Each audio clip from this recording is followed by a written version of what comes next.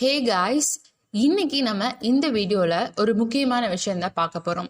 என்னன்னு பார்த்தீங்கன்னா black Swan event அப்படிங்கிற டாபிக் தான் பார்க்க போறோம். பிளாக் ஸ்வான் ஈவெண்ட் அப்படிங்கிறது என்ன அண்ட் இது எப்படி வந்தது, இந்த மாதிரி விஷயங்கள்லாம் இந்த வீடியோல நம்ம பார்க்க போறோம். வாங்க வீடியோக்குள்ள போலாம்.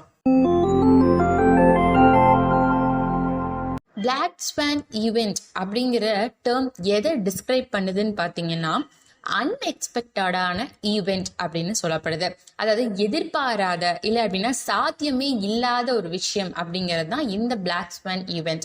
இது ஒரு நேச்சுரல் டிசார்டரா இருக்கலாம், இல்லைன்னா பொருளாதாரத்துல ஏதாவது ஒரு விஷயம் நடக்கலாம், இல்லை அப்படின்னா நார்மல் டே டு டே லைஃப்ல கூட இந்த பிளாக் ஸ்வான் ஈவெண்ட் நடைபெறும் அப்படின்னு சொல்றாங்க. ஈவன் தோ பாத்தீங்கன்னா ஸ்டாக் மார்க்கெட்ல கூட இந்த ஈவெண்ட் நிகழும் அப்படின்னு சொல்லப்பட்டிருக்கு.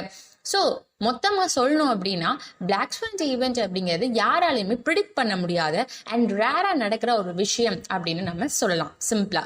இந்த பிளாக் ஸ்வான் ஈவெண்ட் அப்படிங்கிற விஷயம், அதாவது இந்த கான்செப்ட் யாரால இன்ட்ரோ ஆக்கப்பட்டது, இல்லை அப்படின்னா யாரால பாப்புலர் ஆக்கப்பட்டதுன்னு பாத்தீங்கன்னா 2007ல வெளியான ஒரு புக் தான் the black swan the impact of the highly improbable அப்படிங்கிற புக்.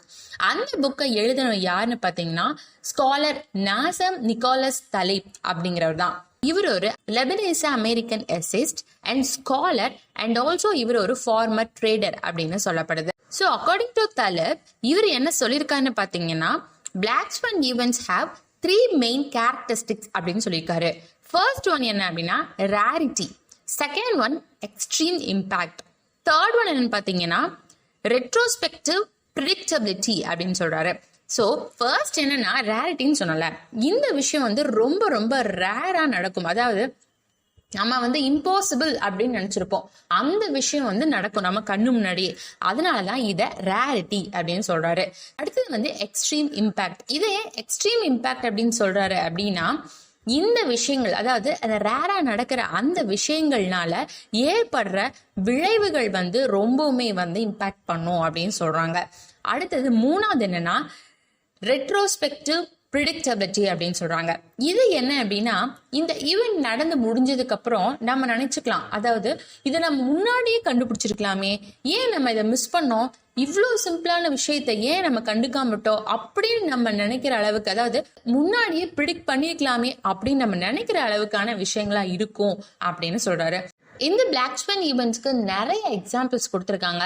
அதுல ஒன்று பார்த்தீங்கன்னா COVID-19 பேண்டமிக், இது கூட பிளாக் ஸ்வான் ஈவெண்ட் தான் அப்படின்னு சொல்லப்பட்டிருக்கு. ஸோ இந்த வீடியோ மூலமாக பிளாக் ஸ்வான் ஈவெண்ட் அப்படின்னா என்ன அண்ட் இது யார் ஃபர்ஸ்ட் காயின் பண்ணுது அண்ட் இதுல என்னென்ன கேரக்டரிஸ்டிக்ஸ் இருக்கு அப்படிங்கிற விஷயம்லாம் உங்களுக்கு தெரிஞ்சிருக்கும்னு நினைக்கிறேன். ஸோ இதே மாதிரி இன்னொரு விஷயத்தோட நான் உங்களை சந்திக்கிறேன். Thank you and take care.